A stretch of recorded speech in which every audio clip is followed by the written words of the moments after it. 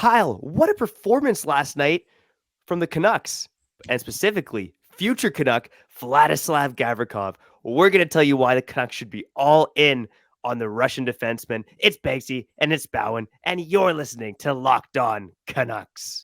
You're Locked On Canucks, your daily podcast on the Vancouver Canucks. Part of the Locked On Podcast Network, your team every day.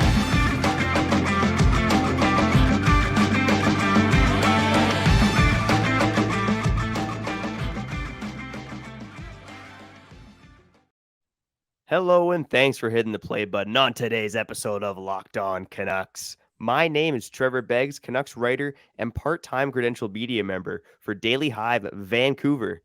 This episode is brought to you by FanDuel Sportsbook, official sportsbook of Locked On. Make every moment more. Visit fanduel.com/lockedon today to get started.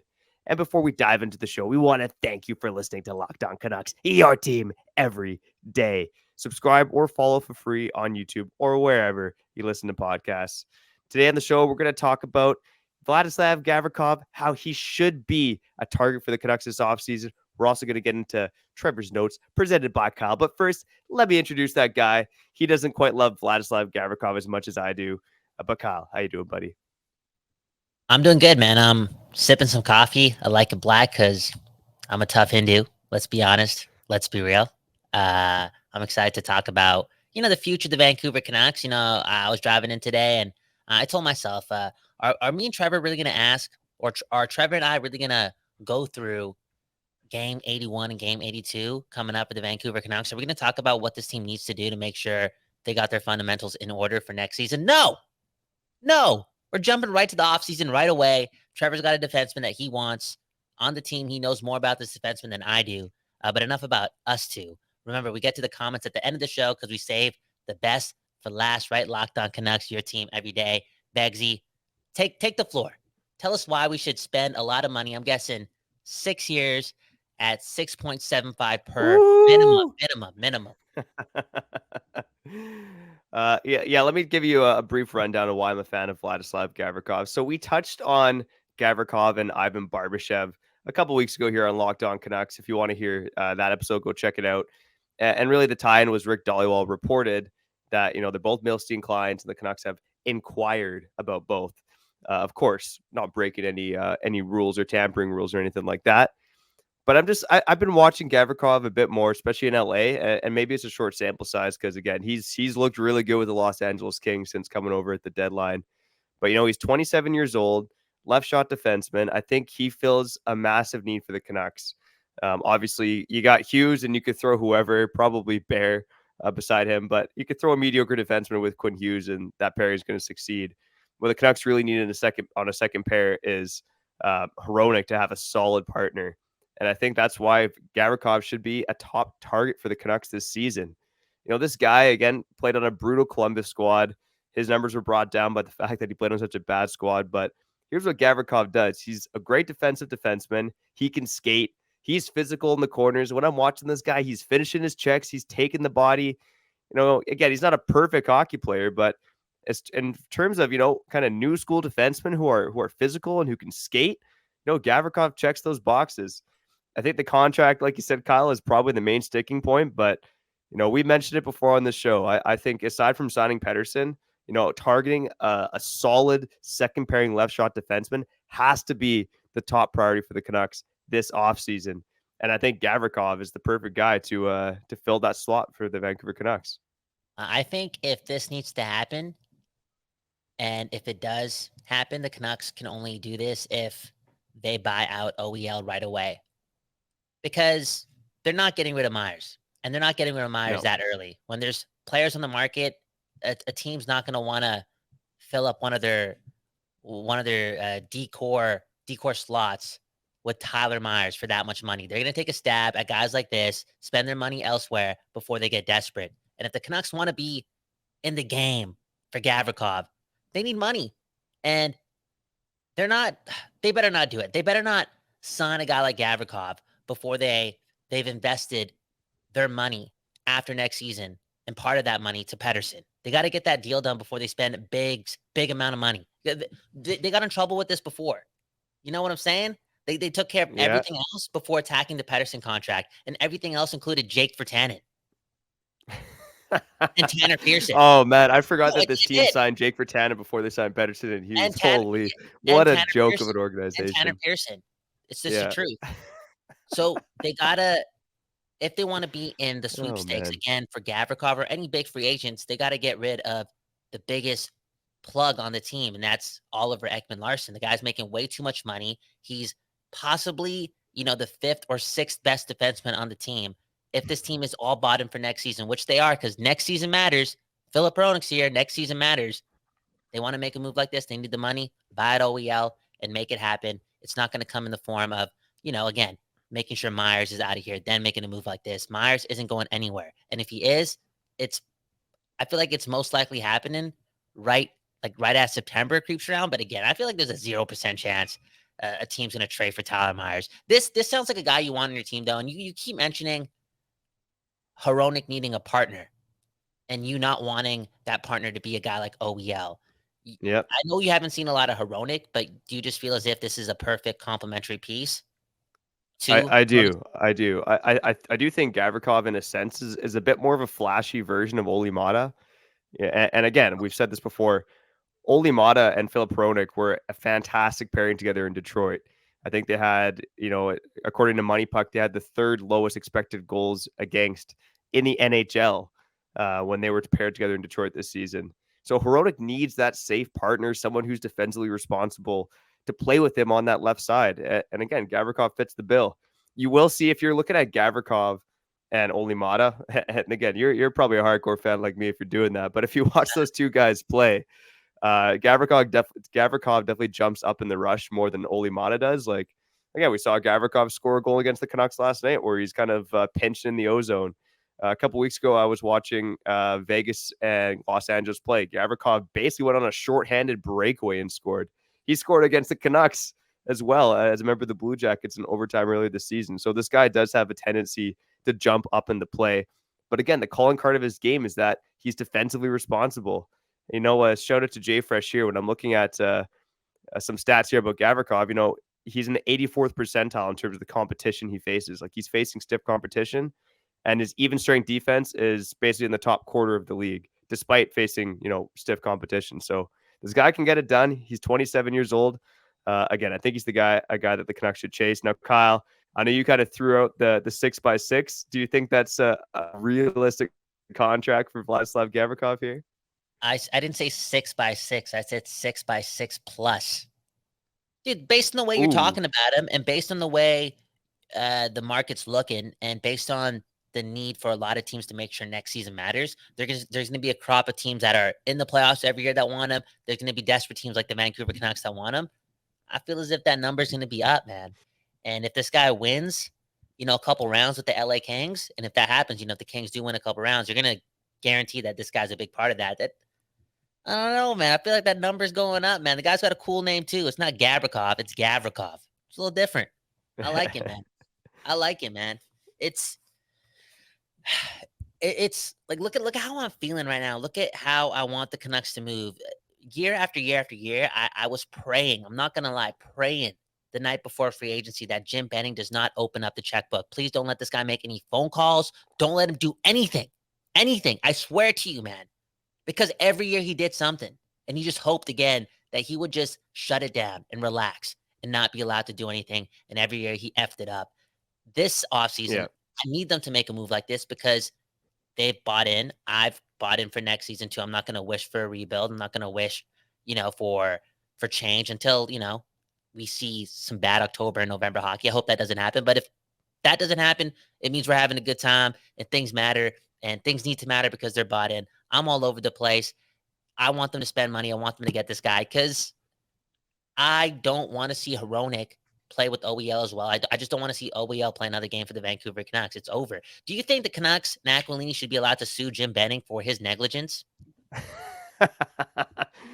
If Aquilini, didn't have his fingers in the butter as much as we know he does, allegedly, I should say, then yes, I'd say sue his ass. But at the end of the day, I think we've all heard the whispers, we've all heard the tea been spilled that Aquilini has his fingers too That's much true. in the team, and if that's the case, it's your own damn fault, buddy. I did want to say before we finish up I this. will Go never ahead. be friends with the gym. I'm just letting you know that. I'm drinking black coffee. I'm drinking a lot of water, eating some bananas. I'm gonna try getting up to the year 100 in this thing called my life. All right. And for the next 70 years, I promise you, I will never be friends with a dude named Jim. Unless Jim Houston wants to hop on the show, I'll switch it up, but only for Jim Houston. Because of what Jim Betting did to this Yeah. franchise, I'm not trusting no Jims. Can't trust no Jims. Actually, one thing quick on Jim Houston, then I'm going to give you a couple contract comparables before break. I met Jim Houston as a kid once. Dude, super nice guy. I was Yeah. out for a walk with my mom, and I think he was out for a walk with his sons, and he was like, "Beautiful day today, isn't it?" I was like, "Is that Jim Houston?" Like, yo, this guy's just living on cloud nine, man, This which guy's makes sense. Yo, practicing. This yeah, he guy's was living always the dream. practicing. Always putting Yeah, on the show. that's what I felt like when I saw him. Yeah. Unbelievable. In terms of Gavrikov and contracts, so I want to throw a couple out there. Yeah, I think in that $6-ish million range is pretty much bang on for what he's going to cost. Again, 27 years old. He's probably going to be the number one right or left shot defenseman, I should say, on the market. Here are a couple of contracts that I'm kind of thinking are comparable. Mackenzie Weegar, when he got traded to Calgary, he signed an 8-year extension, $6.25 million cap hit. Travis Sanheim, who I think is an inferior player to Gavrikov, he signed the exact same contract, 8 years, $6.25 million. Again, the Flyers, the way they do business there is pretty dumb, so don't be like Philly. Hampus Lindholm, who might be one of the biggest steals in the NHL right now, signed a 8-year deal worth $6.5 million. So, if you're the Canucks and you're negotiating, you're going like, look, we like you, but you're not Hampus Lindholm. So you want to keep it under that $6.5 million number. But again, it's probably going to be in that kind of $6.25 million range. That's kind of what I think. If it can get to In like terms of year 7, if it can get to year 7, like a 7-year deal, I can get that number a little lower. yeah, But if it's like 5 or 6 years, I don't know. I feel like that there's a possibility that a team could get desperate and just get closer to 7, which is, I know it sounds super crazy, but I think we're going to see a lot of teams being desperate this offseason just with another year with the cap being weird and things having to move and players getting older. I don't know. I just feel like something desperate is going to happen, man, for real.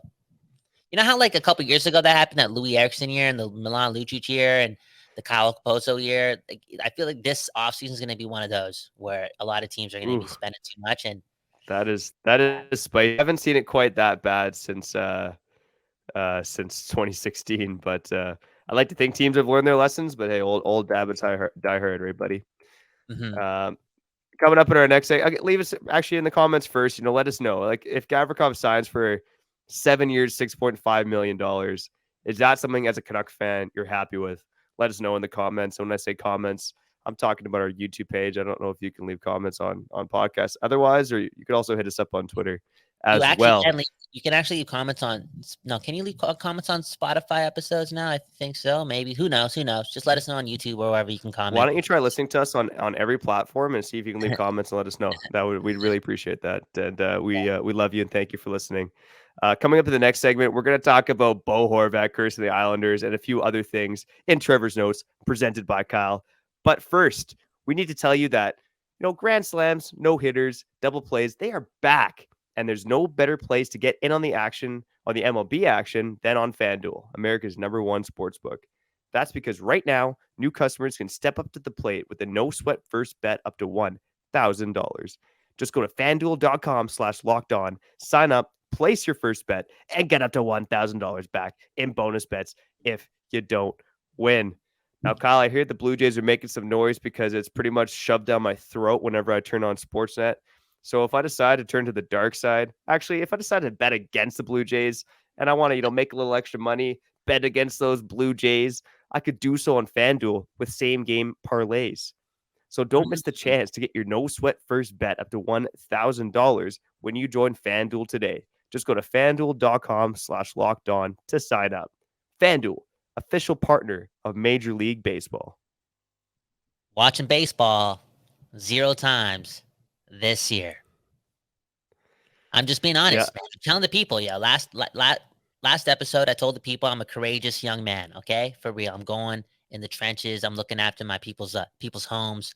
I'm stopping a potential burglary on my homie's behalf. Why? Because again, drinking black coffee. I'm a tough Hindu here on Locked On Canucks, and I'm honest. I'm not gonna watch no baseball. Will I bet on some baseball though? Potentially, because a lot of my friends are gamblers now. So I can just follow their lines, use FanDuel, and make some money. Trevor Beggs, Kyle Bhawan, Locked On Canucks, your team every day. Before we get into this Bo Horvat thing, Trevor, man, you know, I was thinking about this the other day, man, and we touched on this 2 weeks ago, and I want it to happen, man. I want it to happen next season. Your family's getting bigger, and I want November to come around and December to come around and the holidays to come around, and I want the Canucks to matter, and I want them to be winning games, and I want your family getting Canuck jerseys, all of them, all four members of the family, all different sizes, all different shapes, all getting Canucks jerseys for Christmas, and you're proud of it. I know you want to cry right now because you're picturing it. This is what you dreamt of Yeah. your whole life, moments like this. And if the Canucks continue to lose games, they follow this path. If October and November are bad, I said the seats will be empty. Another thing that will happen is the continuation. I'm sorry, of less children cheering for the Vancouver Canucks, and I'm done with that. You know, my daughter is a full-on Canucks fan, and I'll tell you a funny story. So right now, I know if you're watching on YouTube, you can't see it until now, but I'm actually wearing Oh, an old school Buffalo Sabres jersey right now. It's a hand-me-down from my dad. He had it in the 70s. And, you know, I'm all for the Sabres making the playoffs right now. Go Sabres, go. Pull it off. It'd be a cool story. And so, anyways, my daughter sees me wear it today, and she's like, no, wear your other jersey. nice, dudes. I was Wow, like, she's way more yeah, loyal than you are. You're just a yeah. phony Yeah, father. she hasn't No, suffered through what I've suffered through, so, you know, it makes sense, you know, she's loyal. She's loyal. I appreciate that. no, you should appreciate that, and you should stop being such a phony in front of your family, for real. Okay, let's move on to Trevor's notes, my second favorite part of the show. Beggsy, man, you a smart guy. You love this team. I love this team too, and I'm curious to see what we learn here on Trevor's notes.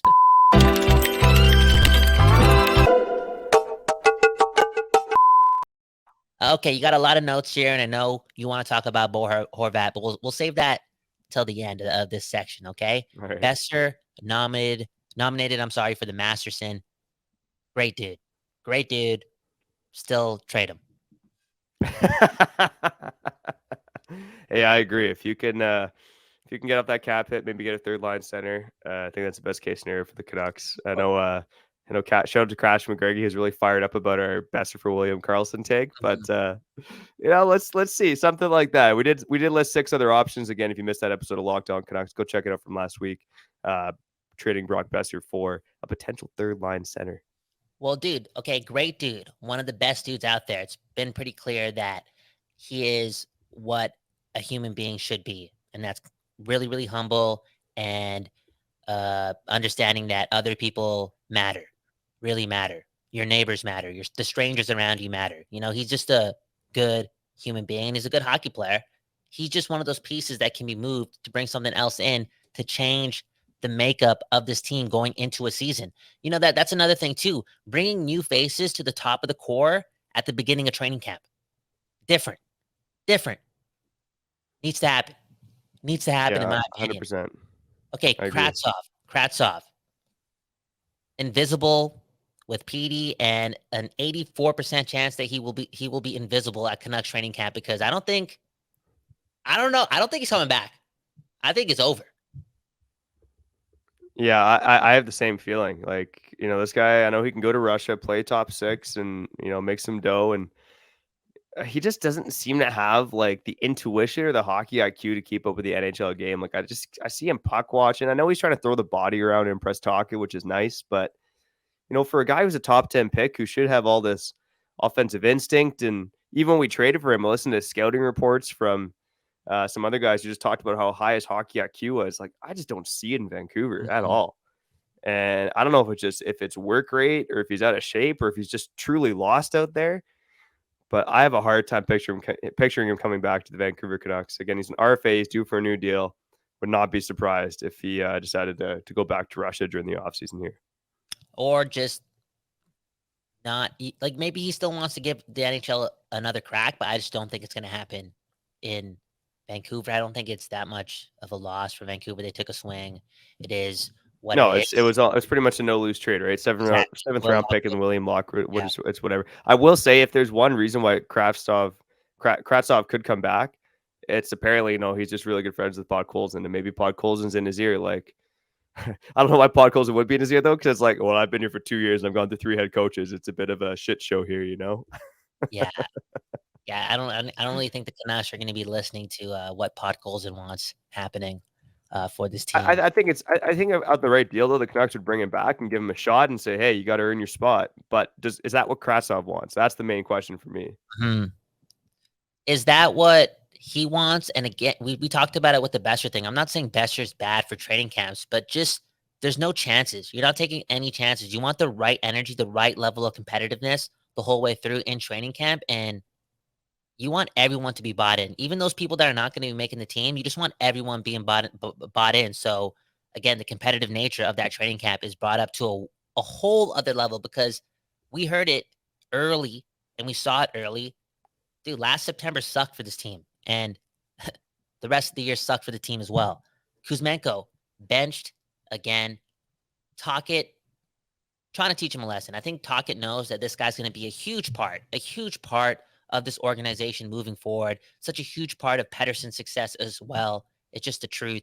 And I think even though they want to win games, they understand in this instance that it's probably best to teach this guy a lesson in games 76, 77, 78, 79, 80, 81, 82. They already locked him up, teaching those lessons so that, again, he comes into September knowing that he has to do more than just score 40 goals. That's crazy. Yeah, it sounds weird when you say it like that, but I know exactly what you mean. It's Yeah. I don't want to use the Russian stereotype, but I mean he is just not.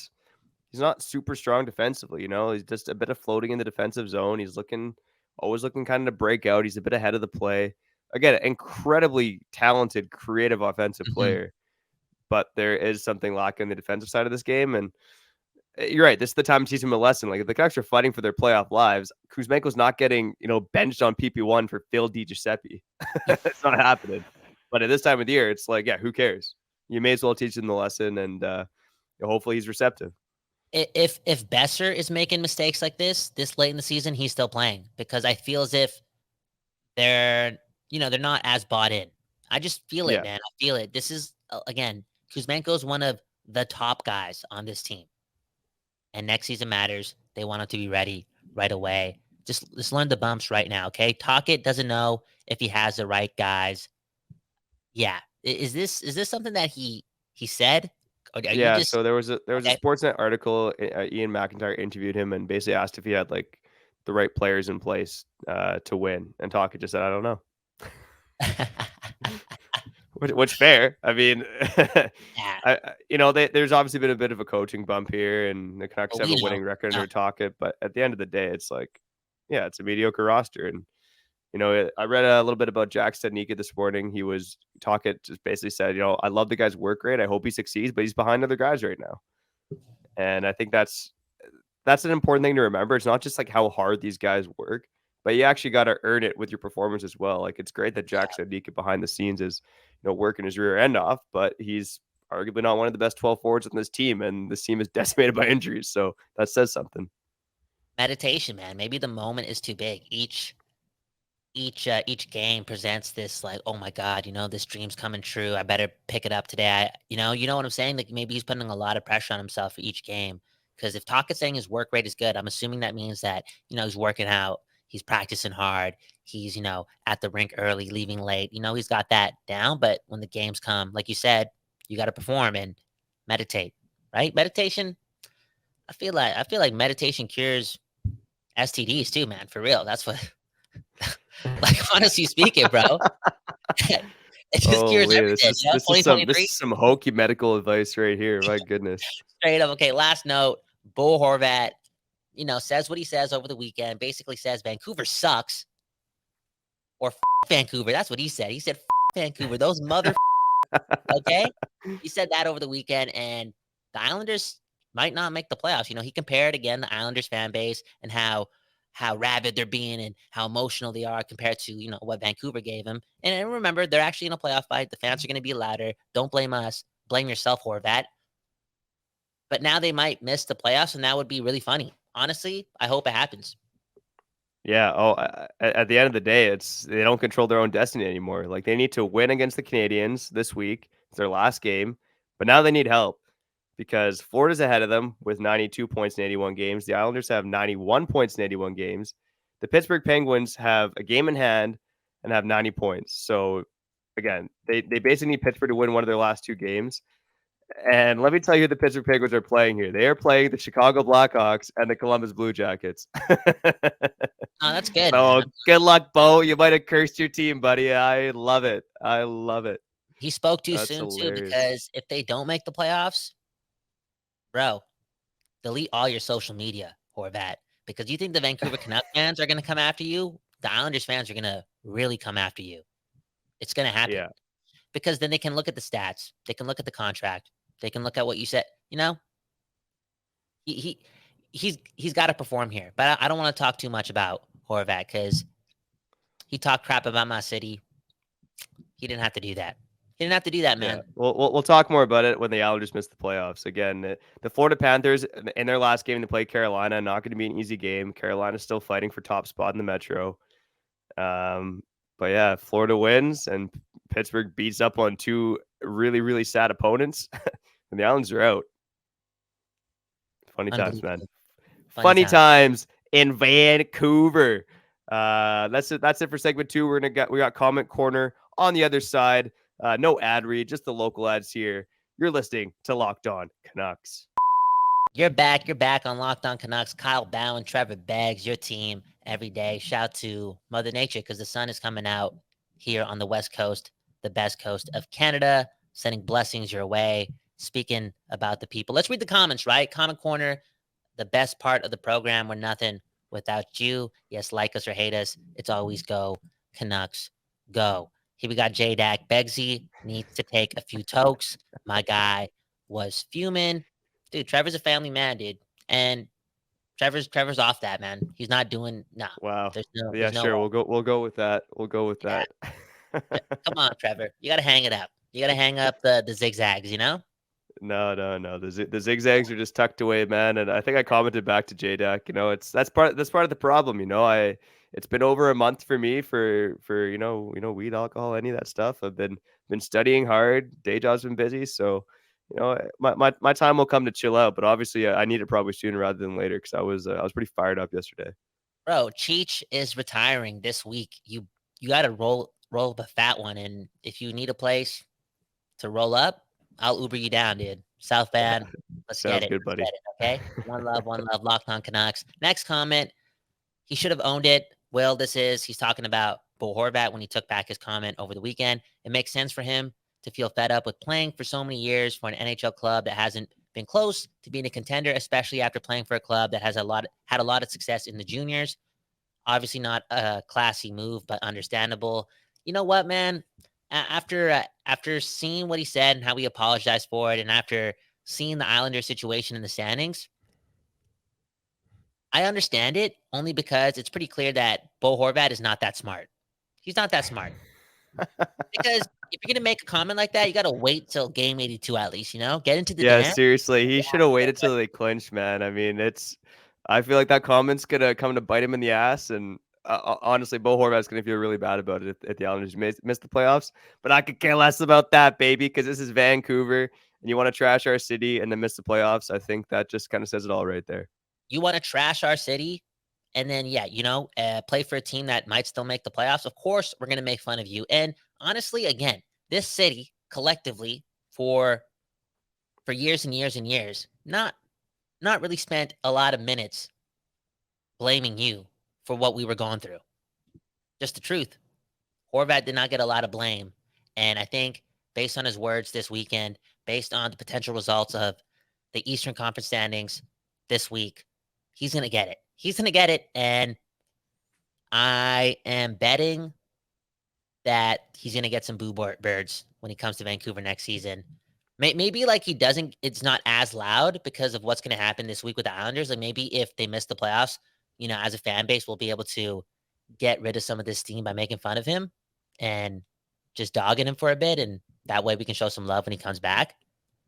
But regardless, if I'm at that game when the Islanders come, dude, it's, what my sign is going to say? Boo Horvat. All right. That's what that's what it's going to say. Oh, that's childish, but that's pure gold all at the same time. I love it, buddy. Oh man, Boo Horvat. Hey, shout out to the comments. Subscribe, hit the like button, and let's put more bacon on Trevor's growing family's table, and put bacon on my table too, man. Turkey bacon, for real.